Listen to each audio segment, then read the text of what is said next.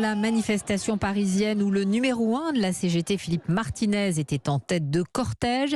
Il lance un appel au durcissement du mouvement. Plus il y a de monde dans la rue, plus ça perturbe le schéma qui était écrit, je ne sais pas, peut-être à l'Élysée au mois de novembre dernier.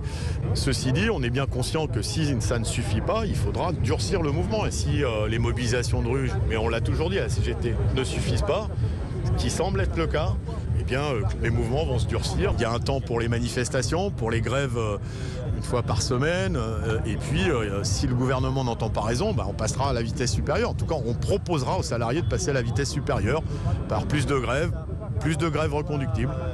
Philippe Martinez, secrétaire général de la CGT, qui parlait donc de grève reconductible. Pour l'instant, les grèves, elles sont plutôt en perte de vitesse, que ce soit dans les transports ou dans l'éducation. Qu'en est-il des manifestations, William Molinier ? Eh bien, même constat du côté de la participation. Le nombre de manifestants est en baisse un peu partout. On attend encore les chiffres officiels de la place Beauvau, mais ils seront sans doute inférieurs aux 1 272 000 personnes de mardi dernier. Déjà, les syndicats reconnaissent une baisse pour cette 3e journée de mobilisation.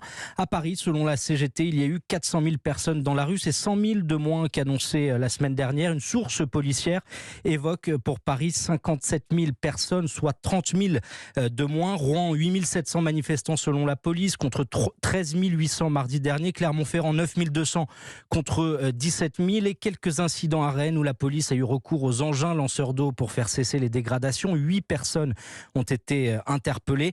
À Paris, des Black Blocs s'en sont pris à des commerces. Ils se sont réfugiés dans le carré de tête, ce qui a poussé les forces de l'ordre à scinder le cortège en deux. 17 interpellations à ce stade dans le cortège parisien et quelques difficultés ce soir, place de la Bastille, où des manifestants violents tentent d'arracher les palissades de protection des commerces. Vigilance donc pour cette dispersion qui est toujours en cours. William Molinier et 4 000 policiers, on le rappelle, étaient mobilisés dans la capitale, 11 000 au total dans toute la France. Notez enfin que des perturbations sont encore prévues demain à la SNCF, car la CGT Cheminots et Sudrail appellent à la grève. Il faudra compter en moyenne 2 TGV sur 3, la moitié des intercités et des TER. Et nous serons